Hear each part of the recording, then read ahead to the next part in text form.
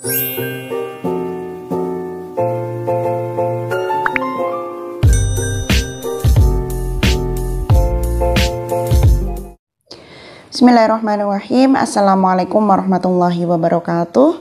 Halo teman-teman semuanya, gimana kabar kalian hari ini? Semoga kita semuanya selalu dalam lindungan Allah, menjalankan semua aktivitas dengan sebaik mungkin, dan tak lupa untuk membaca sholawat beserta amalan yang lainnya. Allahumma sholli ala Sayyidina Muhammad wa ala ali Sayyidina Muhammad. Di video kali ini saya masih sama, yaitu akan berbagi cerita tentang kisah nyata dari keajaiban penggabungan sholawat beserta amalan WY40H. Mungkin di antara kalian sudah banyak yang mengetahui ya apa itu WY40H. WY40H itu adalah membaca surat Waqiah, Yasin selama 40 hari. Dan kita sebut dengan nama Riyadhah membaca surat Waqiah sama surat Yasin. Nah, di video ini nanti betapa dahsyatnya penggabungan antara keduanya, baik yang pertama itu adalah membaca sholawat, kemudian yang kedua membaca amalan ibadah yang lainnya seperti membaca surat Yasin sama surat Waqiah. Bagi teman-teman semuanya yang ingin berbagi testimoni mengenai dari keajaiban sholawat ataupun keajaiban yang lainnya, bisa menghubungi pada nomor WA saya, atau kalian bisa memfollow, mendm IG saya, Miss Aini Berbagi. Di video ini nanti saya akan berbagi 3 cerita, berbagi 3 pengalaman. Yang pertama adalah dari Mbak Fitriatul Hasanah, yang kedua dari Mbak Asni Widodo, dan yang ketiga dari akun Kakak Tekotek. Yang mana beliau bertiga ini menggabungkan antara amalan sholawat beserta amalan surat Waqiah sama surat Yasin, dan disebut dengan Riyadhah WY40H. Pertama ini adalah dari Mbak Fitriatul Hasanah. Assalamualaikum Bunda. Waalaikumsalam. Alhamdulillah saya menjalani amalan WY40H, satu persatu hutang saya lunas. Alhamdulillah, Masya Allah. Jadi beliau ini, Mbak Fitriatul Hasanah ini, diberikan kemudahan dalam melunasi hutangnya melalui amalan WY40H. Dan memang benar-benar keajaiban Allah itu ada. Aku yang punya hutang BRI bulan Januari harus lunas. Masya Allah, pertolongan Allah itu ada. Dan ditelepon pihak BRI bahwa hutang BRI sudah lunas.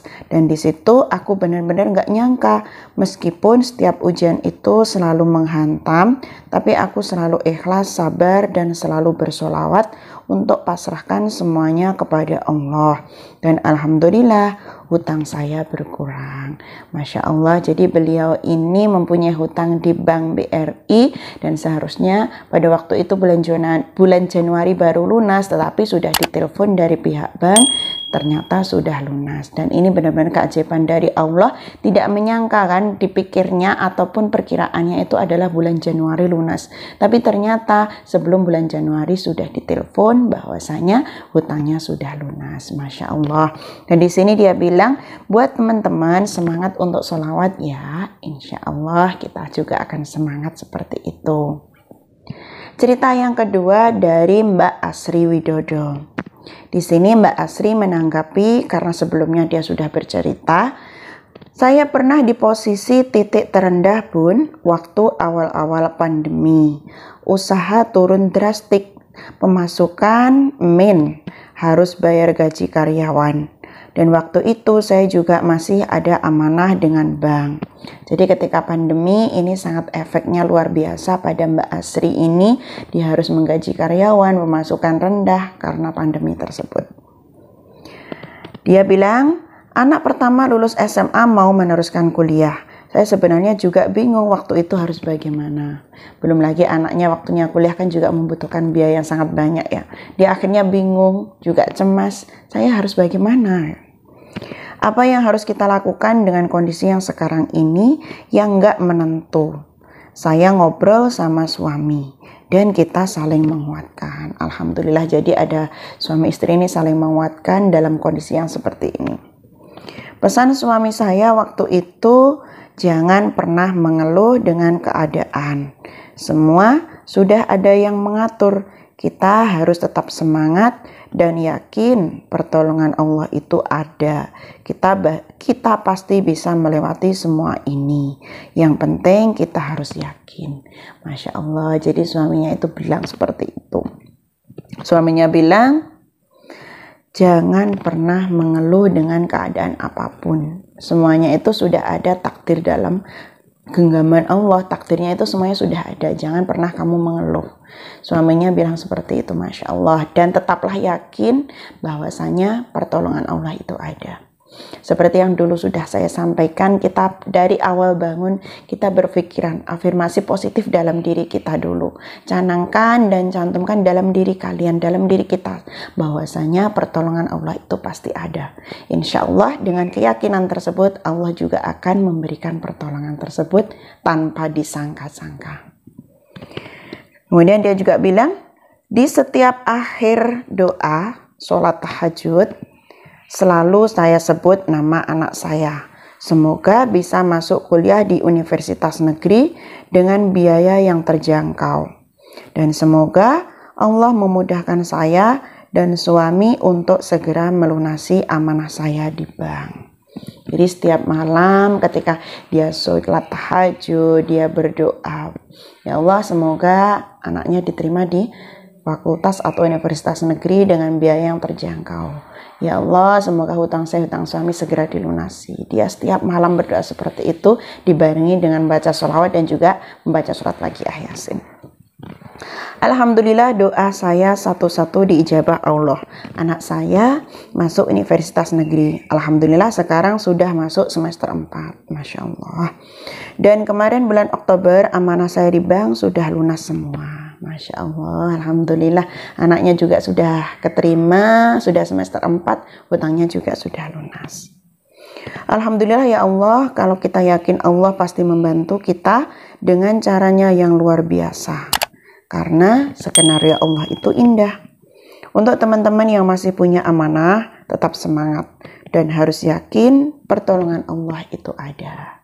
Masya Allah, itu cerita dari Mbak Asri Widodo yang mana pada waktu itu dalam keadaan pandemi usahanya juga pemasukannya sangat menipis, belum lagi punya tanggungan karyawan, belum lagi anaknya yang mau kuliah.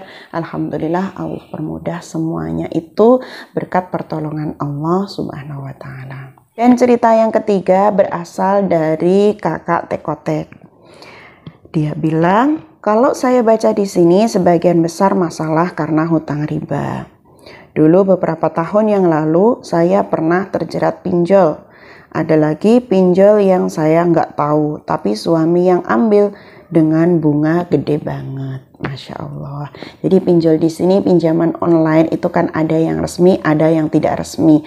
Apalagi kalau sudah masuk ke dalam pinjol yang tidak resmi, pasti bunganya itu sangat besar, sangat banyak sekali. Ibaratnya kayak menekek gitu ya. Karena kalau pinjamnya itu yang resmi, di situ kan sudah tertera bunganya segini. Ada yang 5%, ada yang 7%, 1%. Tapi ketika pinjol, apalagi pinjol yang tidak resmi, itu bunganya Masya Allah. Jadi tidak terjangkau. Belum lagi ketika terlambat melunasi gitu, pasti data-datanya sudah tersebar. Kemudian dia juga bilang di sini, waktu jatuh tempo, nggak punya uang sama sekali, otomatis jadi galbay. Gali lubang maksudnya. Mau marah pun nggak bisa, udah lewat batas. Cuma bisa terus berusaha, mutar otak dapat duit buat bayar. Tentu doa dikencengin siang dan malam. Ketika jatuh tempo, dia belum ada uang kan pasti gali lubang, tutup lubang ya dari satu tempat ke tempat yang lain. Dan pada waktu itu benar-benar down, harus membayar begitu banyak, dia kencengin doanya pagi malam semuanya dia lakukan. Dengan makin tercekiknya akibat pinjol ini, kami mengalami kemalingan. Cuma 2 HP yang hilang, barang lain aman. Pada waktu sudah susah seperti itu ya, ternyata ada lagi ujiannya, yaitu rumahnya kemalingan, 2 HP-nya hilang, barang yang lainnya juga aman. Gak tahu kenapa kehilangan HP gak bikin saya dan suami makin sedih. Kami malah ikhlas saking mikirin pinjol. Jadi nggak begitu kepikiran HP yang hilang. Pada waktu itu ketika HP-nya hilang dia malah nggak kepikiran. karena dia sudah fokus pada pinjol tersebut yang waktunya jatuh tempo.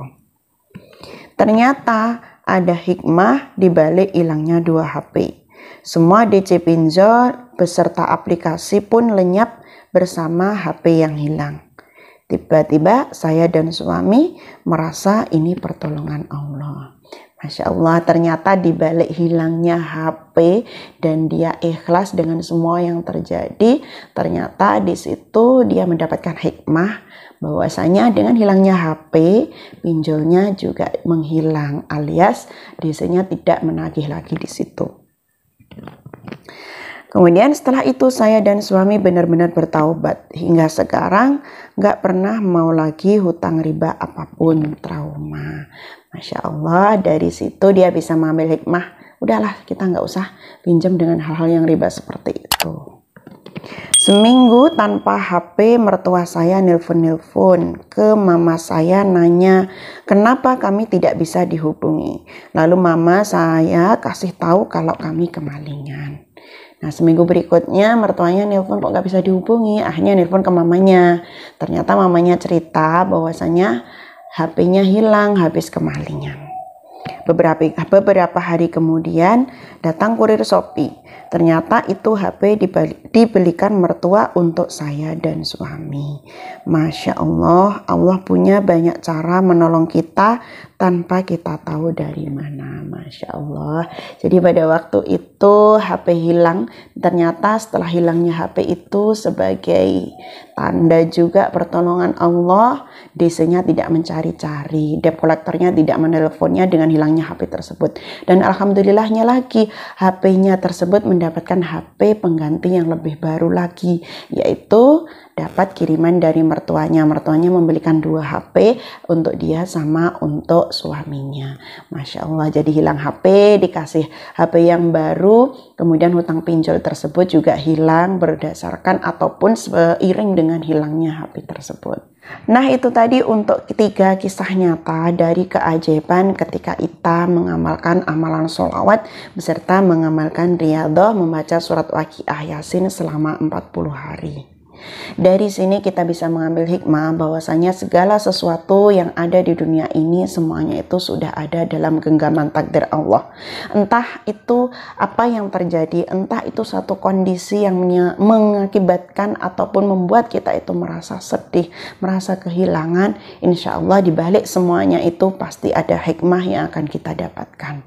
Yang paling penting adalah kita berusaha dengan sekuat tenaga, ikhtiar dengan sekuat tenaga, berdoa, mengamalkan amalan ibadah, dan yang terakhir kita pasrahkan semuanya kepada Allah Subhanahu wa Ta'ala. Dan satu hal lagi, kita harus yakin bahwasanya pertolongan Allah itu pasti ada. Ketika kita meyakini bahwasanya pertolongan Allah itu ada, insya Allah Allah juga akan menolong berdasarkan keyakinan tersebut. Karena semua yang Allah lakukan itu kadang tidak sesuai dengan apa yang kita jalankan. Apa yang kita harapkan tidak sesuai dengan apa yang diinginkan oleh Allah.